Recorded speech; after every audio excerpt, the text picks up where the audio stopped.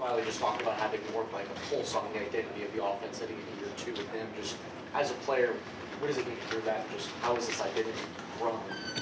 I mean, hearing that, you tell me that, I just think that definitely instills some confidence in me. That means he's confident in us as an offense and as a line. I think that for us means that we put in the work in to get in the stuff down in terms of the offense, the playbook and all that.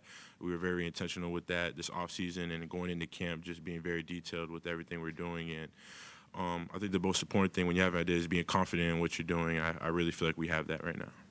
You made your first start as a true freshman against Georgia in 2021 in Charlotte. Only the third time that's ever happened at Clemson.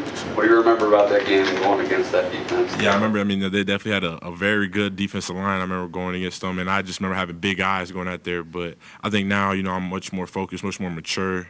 And I'm just very excited for the opportunity to get to play them again, and just with the opportunity that's going to play the number 1 team in the country, and getting to play them again, and knowing that's my senior year and it's my first game. Just how I started my career playing against them, it's all full circle for me. So that's very much a blessing. Do you like the fact that you get to just wake up, have breakfast in the team hotel, and go play a game? You don't have to play all day. Yes. When we played them 8 p.m. games, you just sitting up in that hotel all day and just you're aching to play. So, getting to wake up, eat food, and boom, go ahead to play. I really feel like, it's going to be an advantage for me because I'm definitely a morning person and all that stuff. I get stuff done early in the day. So I'm very excited about that, and I'm happy that it's going to be that way. What's your relationship been like with Coach Luke, and what are some things that you've learned about his personality, his coaching style, his philosophy, that sort of thing? The relationship with Coach Luke has been nothing but amazing. He's been very genuine with me. I think that's the best thing I can give him, best compliment I can give him. He's just very genuine. Everything's real. When he talks to me, it really seems like he cares. He checks up on me once or twice a week outside of the facility. Sees me every day, but he'll call me when we're not around each other, and I really appreciate that. He's always, trying to give me any little tips to attack life, not even just football. And I've been very appreciative of that. I think it's taken me a long way, and how I attack, life, how I attack, the game, and when I'm at practice, how I attack those things. It gave me a new perspective of how to look at those things, and I'm very grateful for that. Coach Sweetie mentioned how the line of scrimmage will be pivotal this Saturday against Georgia, I guess. How have those conversations been with Coach Luke and your other offensive linemen heading into this match?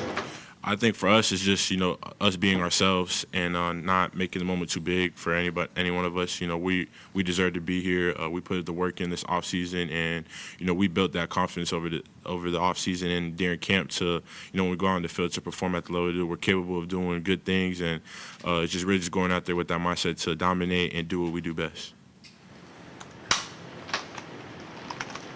Can you look somebody in the eye and go, this offensive line is much better than last year? This offensive line is much better. And what gives you that confidence? Just when you're around a bunch of guys every day, just seeing the work that they're putting in and it being very intentional, and it's not just people just putting in work to just do whatever. Like you that builds confidence, that builds unity, and I think for us as a line, just doing everything together, I think a lot of us have much more trust in each other and the dude next to us, and that's what you need in a line. You need that camaraderie, you need that unity, and just to see the transformation that a lot of guys took this offseason. I think everybody will see that for sure. The only starter that y'all lost was Will at center, obviously. Mm-hmm. You feel like you built a pretty good chemistry with Ryan and Trent and Harris? Yeah, so with Ryan, I came in here with Ryan. Ryan's the same recruiting class as me, and it's been a blessing to play next to him. Finally getting to play next to the guy I came in with. Me and him are best friends, and I'm very happy for him to have the opportunity that he has now. And everything's working real well with him. I guess what gives you confidence in Ryan? Just his confidence. He feels like he deserves to be out there. He doesn't, sugarcoat anything. He doesn't tiptoe around anything. He just takes everything full on. He doesn't think anything's too big for him. He doesn't make excuses. So he's really just out there attacking every day, just like the rest of us. And I appreciate that. He's put the work in. He feels confident out there. Doesn't matter who he goes against, and he's been consistent with that. So that's what gives me confidence in him. Practicing against guys like DeMonte and Peter and Tate and all that help build your confidence knowing those guys? Yeah, 100%. All my 4 years here, I've been able to go against the best D linemen in the country, and even with this year going against Peter, DeMonte, Payne, and T.J. Parker every day, it's definitely prepared us for what's ever ahead. I don't think we're going to face too many D-line is better than what we face in practice. So, just having that confidence and knowing that what we're able to do against them, we could do against anybody, you know what I'm saying? And I think that's why anybody ever decides to come to Clemson is the competition part. You go against the best every day, and you will get exposed if you don't bring it. And that's just in practice, not just in the game field. So just having that opportunity to do that every day at a school like this with the players that we have has been huge for us and huge for the development of everybody on our line and pretty much everybody on our team.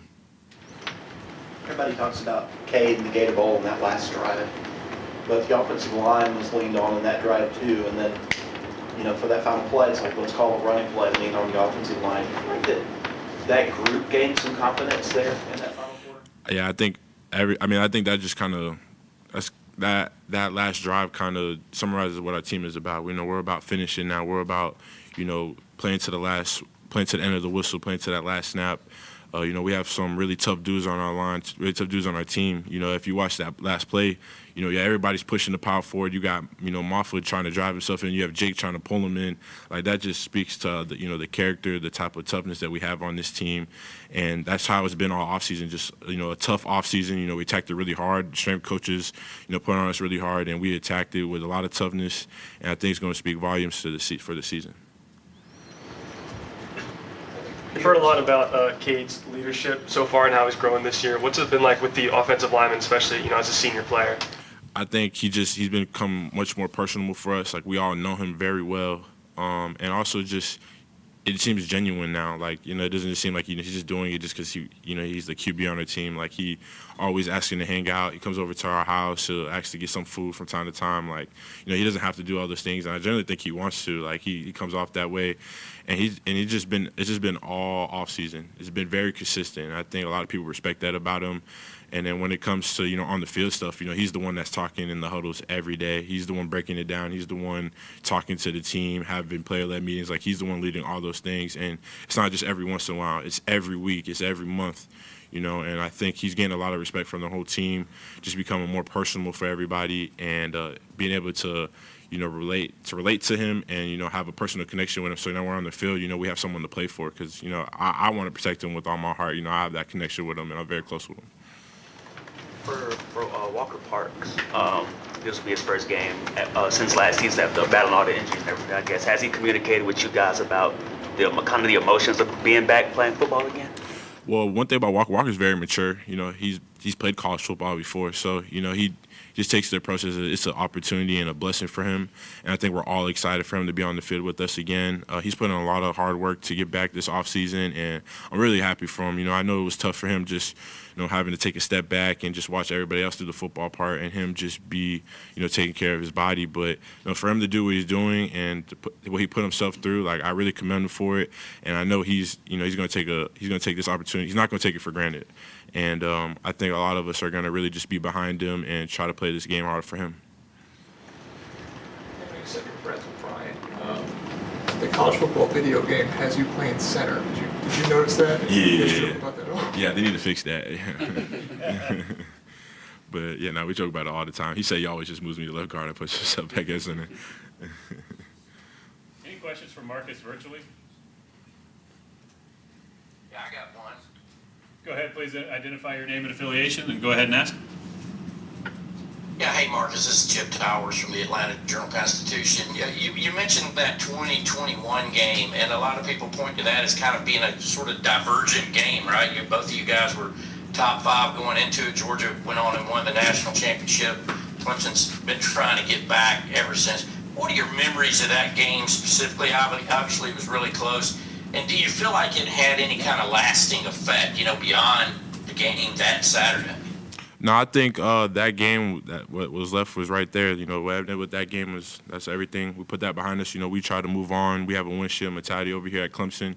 And I think, speak for me, I was my introduction to college football, but it really just gave me an insight of what's forward. I don't think I played, too many games that was harder than that in terms of, like, the competition. They had 4 first-rounders on their D-line, and you can't really get that much places. But I think for us, like, we put that behind us. It's a whole different team now, much different players, and I don't think that's had a lasting effect on the team at all.